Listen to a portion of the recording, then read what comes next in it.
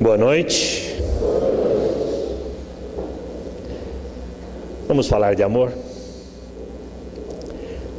Certa vez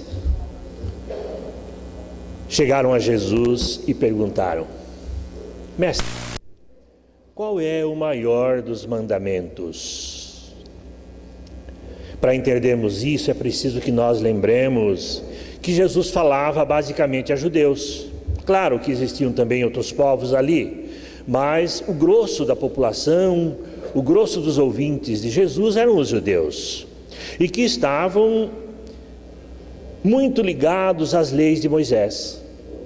Eles se desenvolveram, cresceram, aprendendo, decorando as leis e particularmente os 10 mandamentos, que, como nós sabemos, até o Espiritismo admite, são de origem divina, porque são leis universais, leis que falam de relação entre as pessoas, leis que falam de conduta para que nós possamos ser felizes.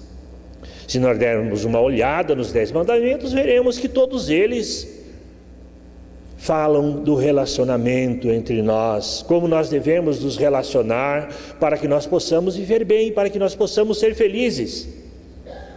E eles queriam saber, talvez mais para tentar Jesus, eles gostavam de fazer isso, qual daqueles seria o mais importante? Provavelmente eles achavam que eram aqueles mais rígidos, como a guarda do sábado, que está lá. Ama a Deus, claro. Mas Jesus surpreendeu a todos, disse: ama a Deus sobre todas as coisas. Este é o maior dos mandamentos. E ama teu próximo como a ti mesmo. Este semelhante àquele ou igual àquele. Nisso se reduzem todas as leis e todos os profetas. Tudo está contido nesses 2 mandamentos. E a missão de Jesus durante todo o tempo em que ele esteve conosco foi no sentido de desenvolver essa ideia de amor, de desenvolver essa ideia de que nós devemos nos amar, que nós devemos criar condições para sermos felizes através do amor. Ele enfatizou, certa vez em uma outra passagem, está no capítulo 3 do Evangelho segundo São João, ele diz: porque Deus amou o mundo de tal maneira que deu seu Filho unigênito para que todo aquele que nele crê não pereça, mas tenha a vida eterna. É claro que nós espíritas sabemos que ele não era o Filho único de Deus, todos nós somos filhos de Deus. Talvez as traduções e os interesses da igreja colocaram esse texto assim, mas incorpora uma grande verdade, o amor de Deus pela humanidade. Ele não apenas nos criou, mas ele providenciou, ele praticou atos objetivos no sentido de fazer com que nós possamos nos tornar perfeitos. E um desses atos, talvez o mais importante, foi realmente permitir que Jesus, seu Filho muito amado como nós, mas já que havia alcançado uma glória que nós não podemos sequer imaginar, era um Espírito crístico, viesse até nós num processo de renúncia, num processo de sacrifício que nós não podemos sequer imaginar. Nós, quando vemos o sacrifício de Jesus morrendo na cruz, sendo torturado, sendo injuriado, nós imaginamos aquele o grande momento, o momento mais difícil da vida do Mestre. Mas os Espíritos nos dizem que aquele não foi o maior sacrifício do Mestre, porque aquele teve um tempo curto, foi limitado no tempo, e tantos outros passaram pelo mesmo sacrifício sem salvar ninguém. Todos os apóstolos, exceto João, o evangelista, foram também supliciados em nome de Jesus. Mas Jesus deixou o seu ambiente de glória, o seu ambiente de tranquilidade, se é que podemos dizer assim, porque ele era um trabalhador incansável, para descer entre nós, para incorporar, encarnar entre nós, para nos trazer uma mensagem de amor. Um amor incondicional. Ele não mediu esforços no sentido de trazer esse amor até nós, porque Ele se preocupava conosco. E Ele deu esse exemplo até os últimos momentos, quando Ele lá na cruz, já próximo de expirar, vendo a multidão aplaudindo o seu sacrifício, se divertindo com a sua dor, Ele ainda teve forças para nos perdoar. Perdoa-lhes, Pai, eles não sabem o que fazem. Será que nós podemos condicionar o amor, limitar o amor?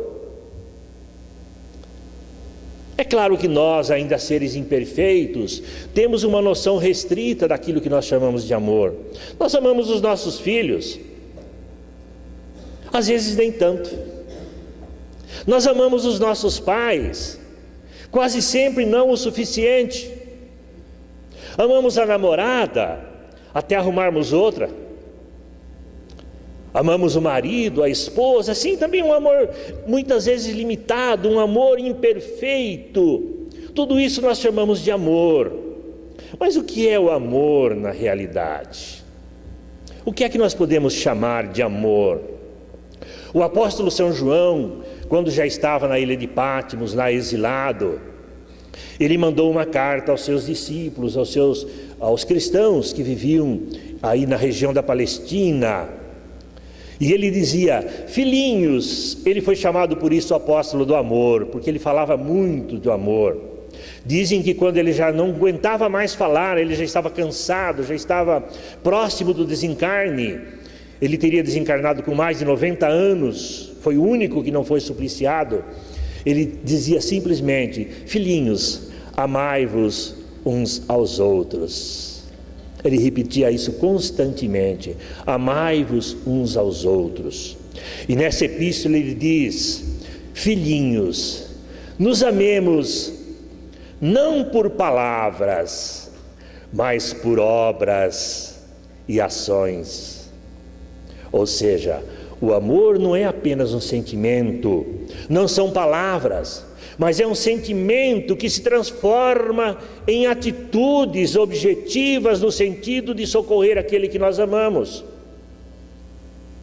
Não é suficiente nós termos aquele sentimento que nós chamamos de amor, se nós não conseguirmos colocá-lo à prova, se nós não conseguirmos transmitir isso, passar isso para as pessoas, de forma objetiva, de forma concreta, para que nós possamos contribuir para o bem-estar e para a felicidade de todos. Os 10 mandamentos, como eu disse, traziam regras voltadas para o bem-estar, regras rígidas, porque nós não havíamos ainda adquirido a capacidade de entender a necessidade de amar. Não havíamos ainda compreendido a importância do amor incondicional. E precisávamos de regras concretas: façam isso, ou melhor dizendo, como está nos 10 mandamentos, não façam isso, não façam aquilo, porque é toda regra negativa, né? Nós precisávamos da proibição: não adultere, não calunie, não cobice, não faça mal, enfim. Jesus depois inverteu, especialmente no Sermão da Montanha, quando ele fala: façam assim. Bem-aventurado é aquele que faz, bem-aventurado aquele que sofre pelos outros, bem-aventurado aquele que ama, bem-aventurado aquele que contribui para o bem-estar, para a felicidade geral. Porque nós já estávamos em condições melhores de entender a necessidade de amar. O apóstolo Paulo, um grande batalhador do Evangelho, depois de Cristo, sem dúvida nenhuma, o personagem mais importante do cristianismo, ele enfatizava sempre que podia a importância do amor. E certa feita, inclusive, ele resumiu em um pequeno texto tudo aquilo que nós chamamos de atitudes positivas, de atitudes boas. E disse: se eu fizer tudo isso, inclusive se eu der toda a minha fortuna aos pobres, se eu der o meu corpo para ser queimado, mas eu não tiver